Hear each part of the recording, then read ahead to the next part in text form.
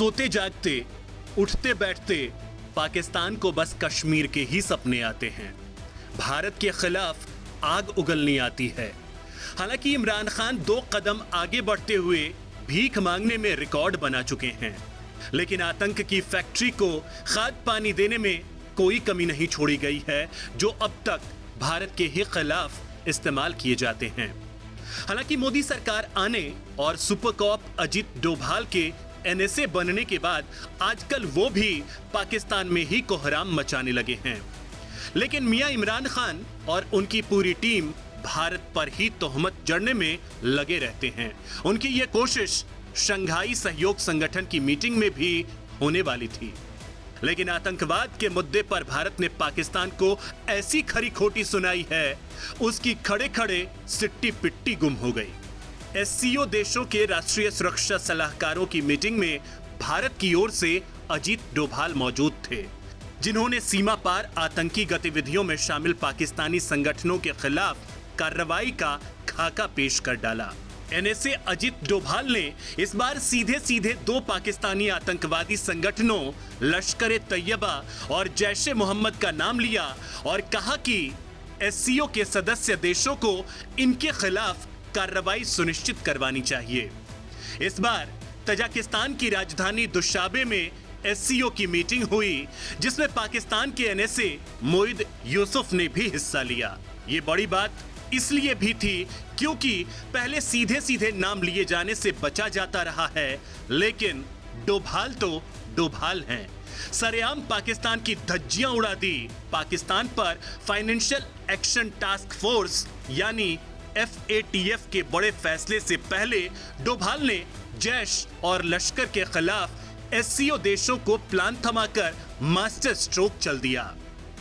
ऐसे में पाकिस्तान का इससे बचकर निकलना नामुमकिन दिख रहा है। संभावना ज्यादा है कि पाकिस्तान अब भी FATF की ग्रे लिस्ट में ही बना रहेगा। चीन और रूस के सामने पाकिस्तान के आतंकी संगठनों के बारे में बोलकर भारत ने अप्रत्यक्ष रूप से इन दोनों देशों पर इमरान सरकार की मदद न करने का दबाव भी बढ़ा दिया है। उधर दुनिया भर के देशों को भी सीधा संदेश गया है कि पाकिस्तान आज भी आतंक का स्पॉन्सर बना हुआ है। डोभाल ने एससीओ के सदस्य देशों के राष्ट्रीय सुरक्षा सलाहकारों से कहा कि हथियारों की स्मगलिंग के लिए आतंकवादियों द्वारा ड्रोन समेत अन्य नई तकनीक के इस्तेमाल पर नजर रखने की दरकार है। उन्होंने कहा कि आतंकवादी संगठन dark web, artificial intelligence, blockchain और सोशल मीडिया का दुरुपयोग कर रहे हैं। डोभाल ने कहा कि हमें आतंकियों की इन सभी गतिविधियों को बंद करना होगा। डोभाल ने आतंकवादी संगठनों और आतंकवादियों पर अंतर्राष्ट्रीय पैमानों के मुताबिक नकेल कसने की वकालत की। उन्होंने एससीओ और फाइनेंशियल एक्शन टास्क फोर्स यानी FATF के बीच समझौते का भी जिक्र किया और कहा कि आतंकी फंडिंग के लिए इन सभी इंटरनेशनल स्टैंडर्ड के मुताबिक कार्रवाई होनी चाहिए। FATF ने पाकिस्तान को उसके यहां मौजूद आतंकवादियों और आतंकी संगठनों की फंडिंग के खिलाफ एक्शन प्लान सौंप रखा है, जिसकी हर मीटिंग में समीक्षा की जाती है। एनएसए डोभाल ने कहा कि आतंक के आकाओं पर कानून का शिकंजा कसने की राह में सभी रोड़ों को हटाए जाएं और उन पर जल्द से जल्द कार्रवाई हो। डोभाल ने अफगानिस्तान के ताजा हालात पर कहा कि वहां 2 दशकों में जो प्रगति हुई है उसका संरक्षण जरूरी है। उन्होंने कहा, अफगानियों के कल्याण को सर्वोच्च प्राथमिकता मिलनी चाहिए। भारत अफगानिस्तान के लिए गठित एससीओ कॉन्टैक्ट ग्रुप का पूर्ण समर्थन करता है और हमें और ज्यादा सक्रिय रहना चाहिए। डोभाल ने अफगानिस्तान में कनेक्टिविटी बढ़ाने की जरूरत पर जोर दिया। उन्होंने कहा, कनेक्टिविटी बढ़ने से आर्थिक समृद्धि आती है और विश्वास बहाली होती है। Chabahar INSTC, regional air corridors, Ashgabat agreement जैसी पहल इसका उदाहरण है।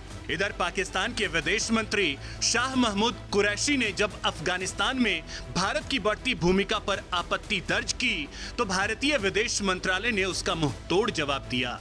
मंत्रालय के प्रवक्ता अरिंदम बागची ने कहा, भारत ने पाकिस्तान में बिजली, dam, school, health clinic, road, community project दिए और दुनिया को पता है कि पाकिस्तान ने उसे क्या किया। उन्होंने कहा कि यह अफगानिस्तान के लोगों पर निर्भर है कि वो किसे अपना साझेदार बनाएंगे और किस हद तक। दरअसल कुरैशी ने कहा था कि भारत को अफगानिस्तान में जरूरत से ज्यादा तवज्जो दी जा रही है। आपको बता दें कि रूस, चीन, किर्गिस्तान, कजाकिस्तान, तजाकिस्तान और उज्बेकिस्तान के राष्ट्राध्यक्षों ने वर्ष 2001 में शंघाई में एससीओ की नींव रखी थी। भारत को वर्ष 2005 में इसका ऑब्जर्वर बनाया गया। 12 साल बाद 2017 में भारत और पाकिस्तान को एससीओ का स्थायी सदस्य बना दिया गया। एससीओ को अमेरिका के नेतृत्व वाले नॉर्थ अटलांटिक ट्रीटी ऑर्गेनाइजेशन यानी NATO का समकक्ष समझा जाता है। America, France, Germany, Italy, UK समेत कुल 30 देश नाटो के सदस्य हैं। पिछले वर्ष सितंबर में एससीओ की मीटिंग में पाकिस्तान के प्रतिनिधि ने कश्मीर का गलत नक्शा पेश किया तो NSA डोभाल ने मीटिंग का बहिष्कार कर दिया।